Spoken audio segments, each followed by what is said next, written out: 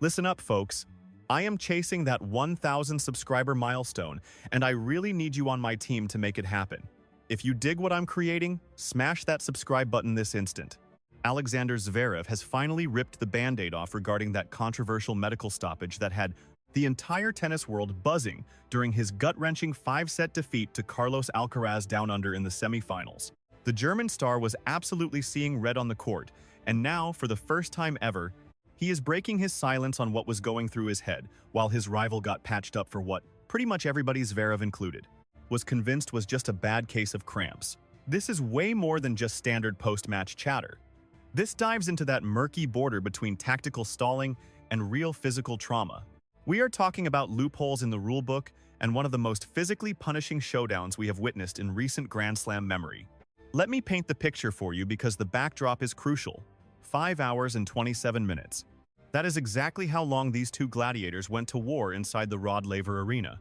It clocked in as the longest semifinal ever played at the Australian Open, eclipsing even that legendary 2009 slugfest between Nadal and Verdasco that fans still worship. Alcaraz had come out swinging, tearing through the opening 2 sets like a freight train. He had not dropped a single set the whole tournament.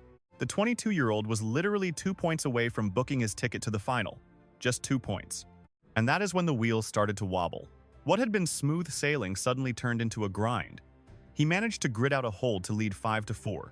But during the break, the plot twisted.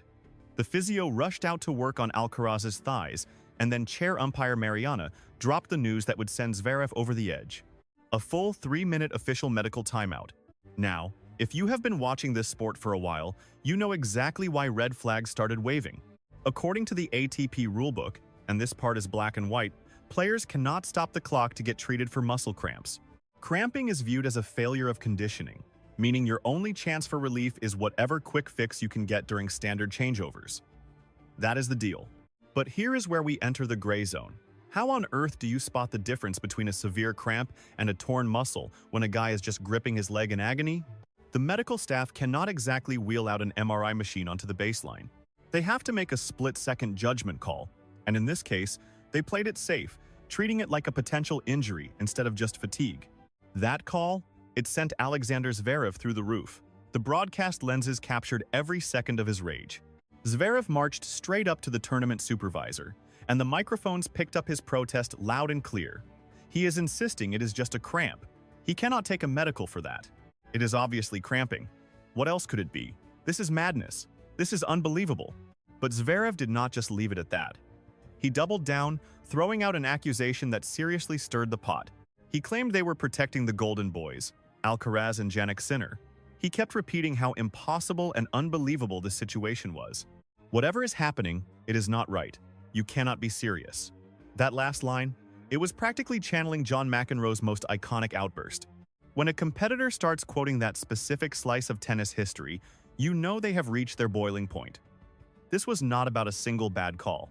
Zverev was implying there is a rigged system where the marquee stars get a longer leash when their bodies start failing.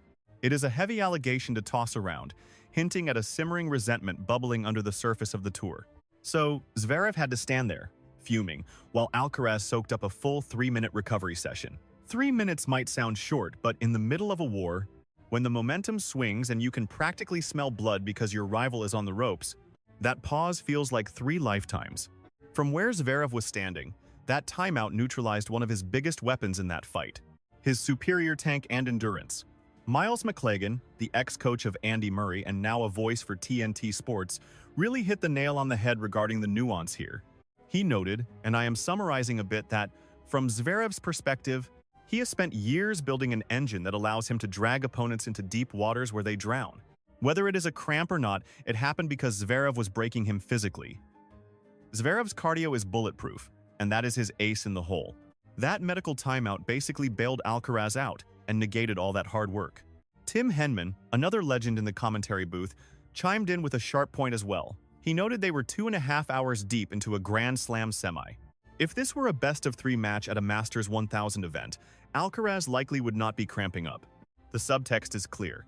This was the body shutting down due to the sheer brutality of a long-format war of attrition. And you could argue that was exactly Zverev's game plan all along to physically break the Spaniard. But here is the twist in the tale that makes it so fascinating. After getting rubbed down, after those controversial 3 minutes that Zverev felt were illegal, Alcaraz stepped back onto the court and still looked like a statue. The man was practically dragging his leg. Yet, miraculously, he stood a mere 2 points from glory with the score at 6-5 in that third set. His ball striking was so lethal, his targeting so pinpoint, that even while functioning at maybe 60% capacity, he remained a dangerous threat. Zverev managed to drag it to a tiebreaker and snatched it. Then he claimed the 4th set breaker as well. We were buckling in for a 5th set. This is where Zverev's post-game remarks become truly captivating, peeling back the layers of his mindset and integrity despite the swirling drama. When confronted directly about the medical stoppage during his press briefing, Zverev stuck to his guns, though he replaced his courtside fury with a cooler demeanor. He then confessed exactly what he told the official. Essentially, the German star made no effort to mask his frustration or feign indifference. However, what followed, and this is the moment that demonstrates true nobility, was a statement that grounded the entire chaotic event. Honestly, I refuse to discuss that right now because I believe we just witnessed one of the greatest battles ever fought in Australia. It does not deserve to be the headline. Now, pause and let the gravity of that sentiment land. You have a competitor who just dropped one of the most critical contests of his career.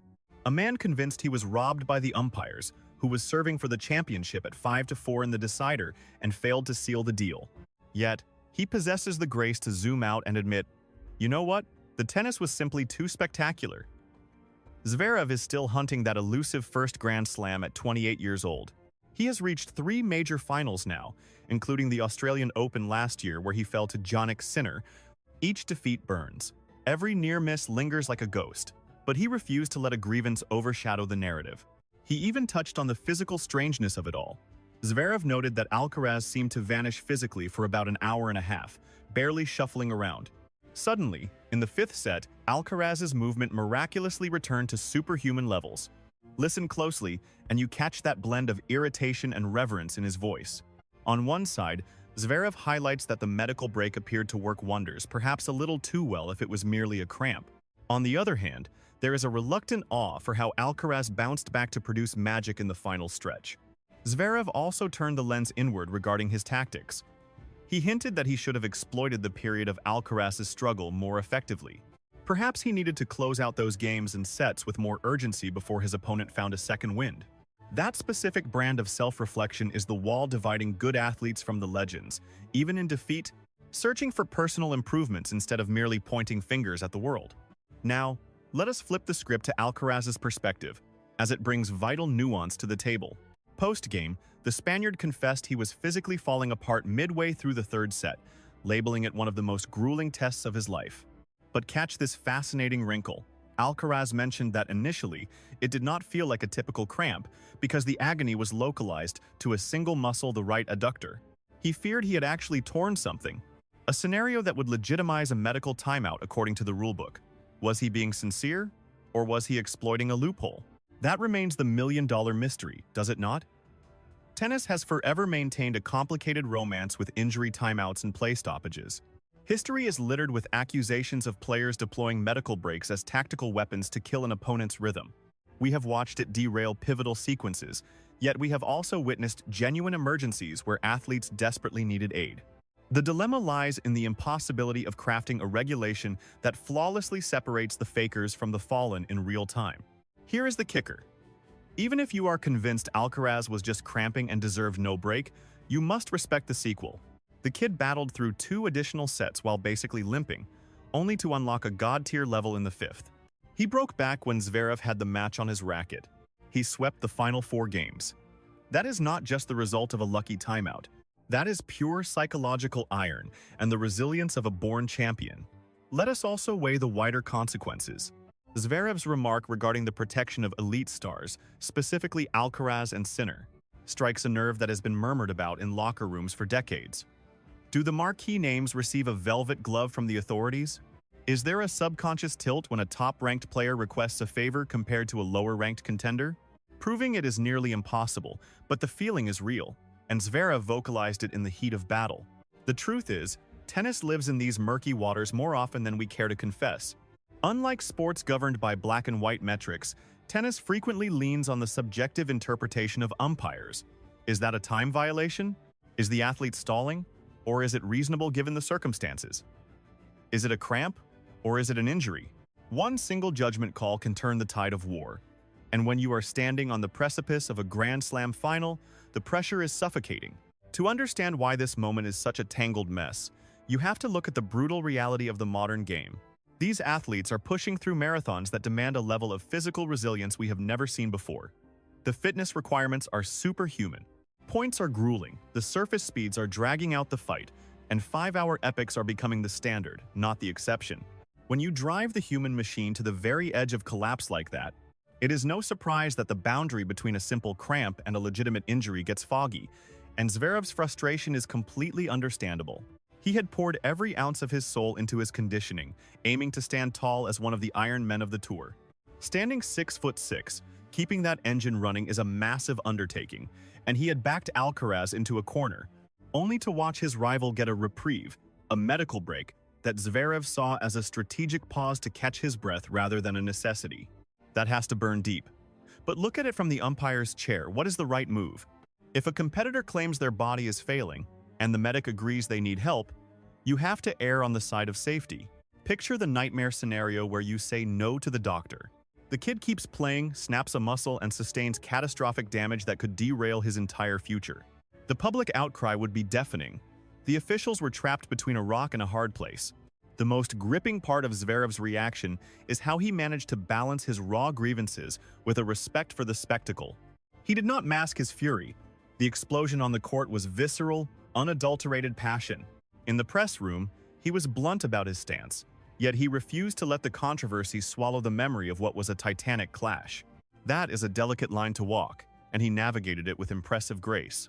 We need to pause and appreciate the battle itself, because ZVEREV is right, this deserves to be enshrined for its glory, not just the drama. 5 hours and 27 minutes of absolute mastery. The lead shifted violently. Momentum swung like a pendulum. One man overcame a body that seemed broken, and the other clawed back from a 2-set deficit. Endless tiebreaks, ZVEREV serving for the win only to be broken, and Alcaraz conjuring magic to steal the final 4 games when his back was against the wall. This is the fabric of legends. For ZVEREV, this defeat must cut deeper than almost any other. Victory was right there in his palm, serving at 5-4 in the 5th set, one step away from the final Sunday. But in his own words, the tank was dry. His legs simply refused to lift him any longer. He left it all out there, and it fell just short. Sports can be the most beautiful thing in the world and the most heartless. When you hear him talk about hanging on by a thread in that final hour, you realize the sheer physical toll extracted that night. He called it likely the most physically punishment he has ever endured in a match. Coming from a warrior who lives for 5-set grinders, that statement carries heavy weight. You know he means it. Yet, the true mark of character came in the aftermath of that devastation, even with the shadow of the medical timeout looming. Despite failing to close out the match while serving for it, ZVEREV found a perspective that was surprisingly calm. He framed it as merely the opening chapter of the season, noting that if he can maintain this intensity and discipline, the year ahead holds massive promise. That is the wisdom of a veteran who knows that obsessing over yesterday will only sabotage your tomorrow. Fans will argue until the end of time about whether that timeout was fair, and there will never be a consensus. The rulebook bans treatment for cramping but permits it for injury, leaving a gray area wide enough to drive a truck through. Distinguishing between a muscle locking up and an adductor strain in the heat of the moment is basically impossible. You can show the footage to 10 people and get 10 different verdicts depending on their loyalties. What is crystal clear is that this mess screams for better regulations. Perhaps we need strict definitions on what separates fatigue from physical damage. Maybe we need post-game medical audits for disputes, or a complete overhaul of how on-court treatment is governed. This epic, and its surrounding noise, should be the catalyst for serious talks among the powers that be. Ultimately, both gladiators emptied themselves on that arena floor. Alcaraz marches on to his first final in Melbourne, hunting a career slam at just 22 years old. And ZVEREV continues his odyssey for that elusive major trophy that would etch his name into history forever. Decades from now, this medical timeout scandal might just be a faint whisper in the epic stories of their careers, but right now, it is a whisper that screams for answers regarding integrity, regulations, and navigating the murky ethical waters of elite competition. ZVEREV standing his ground and speaking his truth while still saluting the battle is precisely the kind of class act the sport desperately needs. He never claimed the trophy was stolen from him. No laundry list of excuses. He simply recognized that two warriors pushed each other to the absolute brink, creating the kind of drama that makes tennis addictive. Let's be real. Alexander Zverev finally addressed that controversial pause without a filter. Yet, he refused to let bitterness tarnish the legacy of one of the most electric Australian Open semifinals in history. That is the hallmark of a veteran gladiator who understands that sometimes the whistle just doesn't blow your way. You don't always walk away with the prize you bled for, but you rise, you lace up, you fight another day, because that is what champions do, whether they hold the gold or fall agonizingly short. Alexander Zverev has finally broken his silence on the medical timeout that set the world on fire during his gut-wrenching 5-set defeat to Carlos Alcaraz. The German star was visibly seething on the court, and now, for the first time, he is giving a voice to that rage, revealing his inner monologue, while his rival received aid for what the world and Zverev suspected was nothing more than cramping. This is not just standard post-game fluff. We are dissecting the razor-thin line between tactical gamesmanship and legitimate physical agony.